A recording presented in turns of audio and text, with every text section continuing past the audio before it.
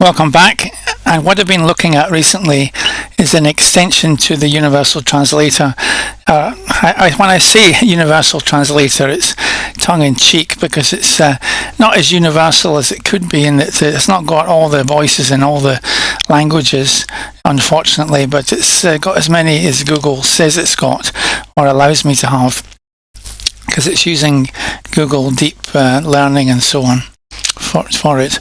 I've been using AI to do the actual programming because it's a bit of a nightmare, and that's going to be ChatGPT 03, O being the letter O, not 0, which is the latest one, but it's actually 03 Mini. But I've also been using 03 Mini High, I think it is as well, which is supposedly the higher performance one, and it is slightly better than the 03 Mini, and I would say it's better than the 04. I don't know why they're going back in the numbers. Maybe they'll reach 01 eventually. Who knows? But anyway, my son was looking at the translator thing because he's learning Japanese, and he said, has it got text input? And I thought, no, and even thought about putting text input. It's got audio input. Let's just have a quick look at it. I'm not going to demo it all today, just the text bit at least. And here it is. It's only slightly different from what it was. If you want to translate from one language, say English, to another language, whatever, you can select it there in the combo box, as they call it, or you can swap them around. But there you can't, because they're both English, of course. Then if you want the microphone input, you select the microphone. If you want to record from, say, YouTube or a video or something else on the desktop, you need to, well, the way I'm doing it is I'm selecting this virtual audio cable. That was on a previous, just the previous video to this. I did a thing on the virtual audio cable, and you really need that because otherwise it doesn't know where to take its input. I mean, you could take it from a microphone, but then you have to put a microphone near, the speakers or something, in some kind of weird way. So this is like a loop around cable, and it's really nice to have that. So I won't go into that. So what I'm doing is a bit easier than that. So I'm not going to do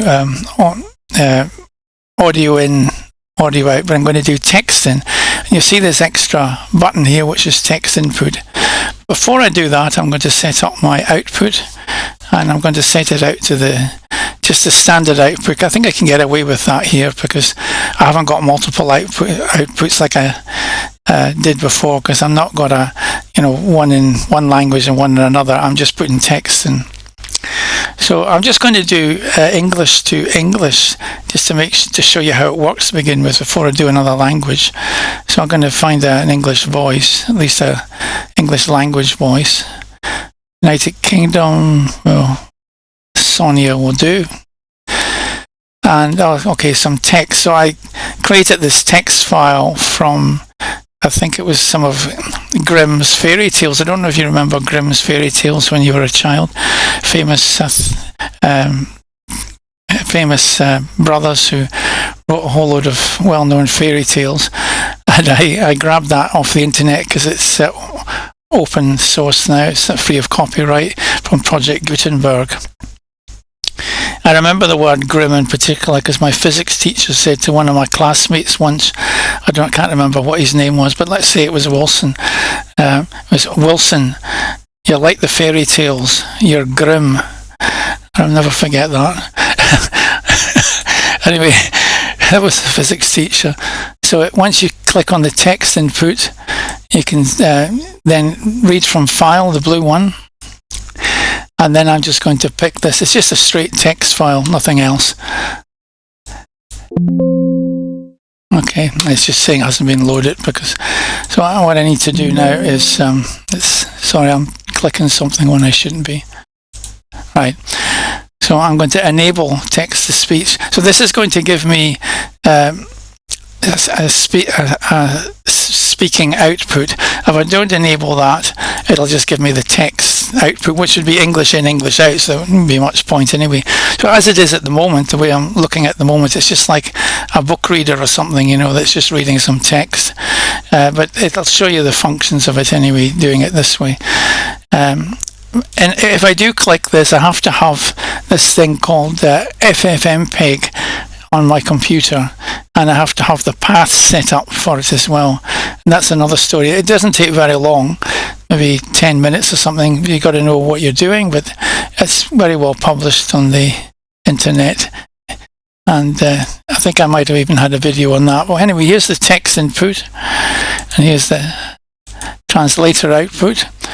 So this is a fairy tale. I think it's The Princess and the Frog or something like that. I'm not really sure.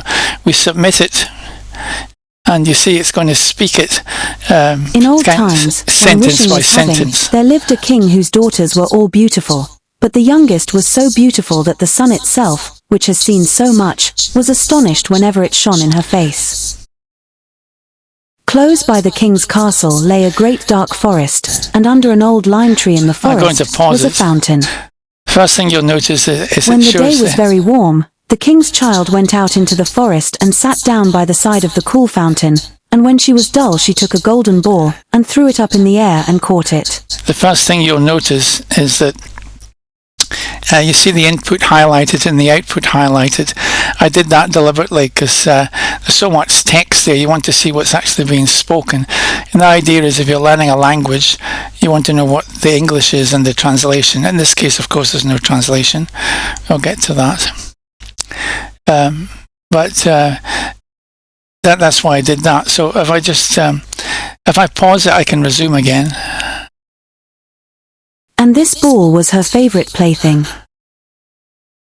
Now, it so happened one day, the king's daughter's golden ball did not fall into the little hand which she was holding up for it, but onto the ground, and rolled straight into the water. What I can do here is I can jump, and this took no amount of time to do this. It's unbelievable. I can scan down, and you can see, let's go down here. And it's not exact, it doesn't start exactly at the beginning of a sentence, but it's near enough. So in this, for example, they'll probably start at "then she slammed," rather than the previous sentence, okay, which it does. Then she slammed the door in great haste, sat down to dinner again, and was quite frightened. The king saw plainly that her heart was beating violently, and said, "My child, what are you so afraid of?" Okay, so that's English to English. Okay, now that we've done English to English, I'm going to do English to French. So I'm just going to pick, no, actually I'm going to do English to Greek, because I've got somebody in Greece who might want to. So I'm going to find the Greek voice. Here it is. That's the, let's pick a female voice. I think that's a female voice, sure. I've got to change this to Greek. Where is it? HI. Should be Greek modern. Oh, there it is, modern Greek. Greek modern. And that should be it. I just start it again. Resume reading. Υπάρχει ένας γίγαντας έξω που θέλει να σας μεταφέρει. Αχ, όχι, απάντησε. Δεν είναι γίγαντας, αλλά ένας αηδιαστικός βάτραχος. Τι θέλει ο βάτραχος μαζί σου? Αχ, αγαπητέ πατέρας, χθες όταν βρισκόμουν στο δάσος που καθόταν δίπλα στο συντριβάνι, παίζοντας, η χρυσή μπάλα μου έπεσε στο νερό. Και επειδή φώναξα έτσι, ο βάτραχος το έφερε ξανά για μένα. Και επειδή το επέμενε έτσι, του υποσχέθηκα ότι θα έπρεπε να είναι ο σύντροφός μου. Αλλά ποτέ δεν πίστευα ότι θα μπορούσε να βγει από το νερό. And likewise, I can do the other way around, Greek to English, but I'm not sure if this will copy. What I need to do here is really delete all of this. Just open a new window. This should work. I'm not sure now. I can't copy off that. So what I'm going to do is save the transcript to, I shall call it transcript.txt. And in the transcript, it'll have the Greek, because it kind of keeps a note of everything. I'm just trying to figure out where it is. Where is it? somewhere on my desktop. It can be anywhere. Give me a second. This is when you want something, you can never find it. Where's the transcript? Oh, there it is. So the transcript's got the original and it's got the translated, and it's got, so it's English to English, then English to Greek. So at the bottom here, it's got some Greek. So I'm going to take that Greek and copy that, because I don't have a keyboard set up or anything. And then I'm going to go back and swap the languages. So it's Greek to English.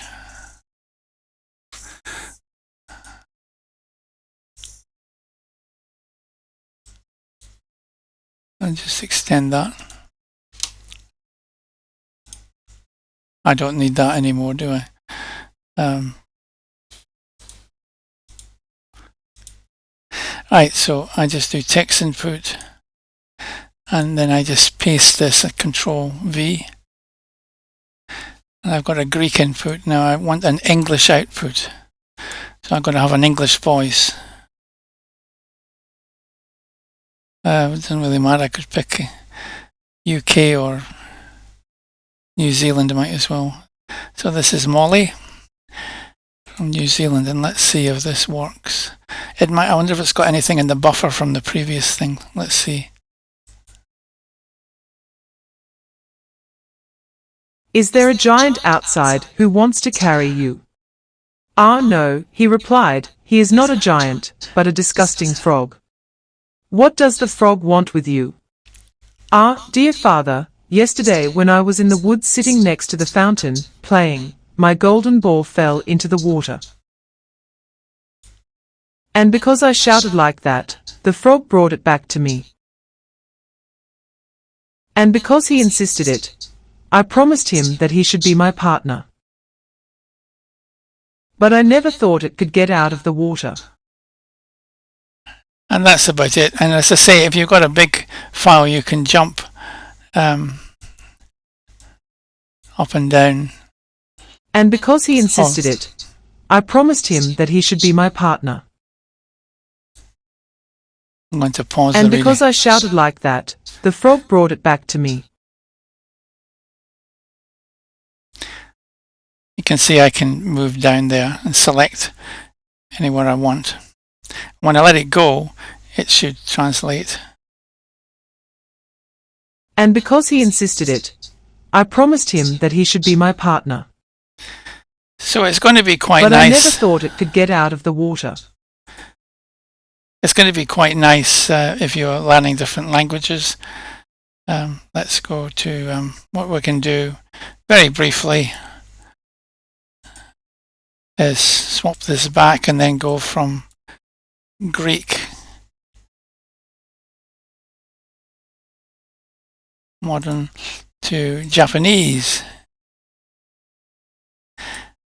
And of course I've got to change my Japanese, the output to Japanese voice. I can find it. Part of the problem is these combo boxes, is to, when you've got a lot of stuff in them, you really need a search thing.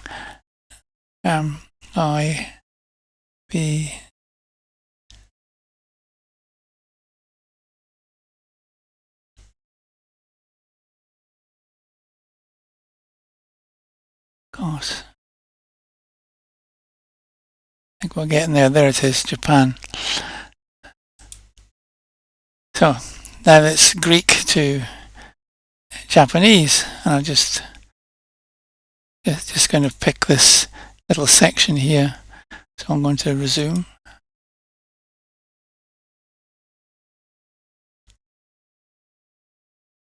Oh, it's not started. It's not at the beginning. That's why. So let's go to the beginning.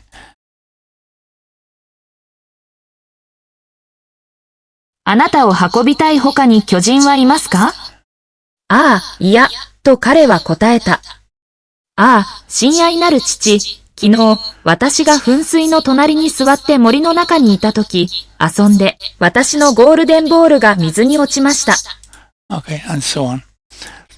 そして、私がそのように叫んだので、カエルはそれを私に戻しました。I'm going to start this again because I'm just a bit of fun now. I think I might have shown you something similar to this before. But what I'm going to do is I'm going to take the English text and just read it as English, but I'm going to get a French speaker to read it. So it'll sound like Franglais. Alright, let's find Belgium. Where's French? Oh, there it is. Let's take Denise. So some of these voices can actually speak multiple languages, so some might sound alright, but others will come out in the accent of the language. So let's input that file. So let's read the fairy tale and submit it. In old times, when wishing was having, there lived a king whose daughter were all beautiful, but the youngest was so beautiful that the sun itself, which she has seen so much, was astonished whenever it shone in her face. Close by the king's castle lay a great dark forest, and under an old lime tree in the forest was a fountain. Fontaine. When the day was very warm, the king's child went out into the forest and sat down by the side of the cool fountain, and when she was dull she took a golden ball, and threw it up in the air and cocked it. And so on. Okay, so that gives you an idea. So it's the same program as before. It still does the audio input. And anyway, if anybody's interested, it's by no means perfect, but you can have some fun with it, especially if you're learning a language, and you can get it on GitHub. Thank you very much.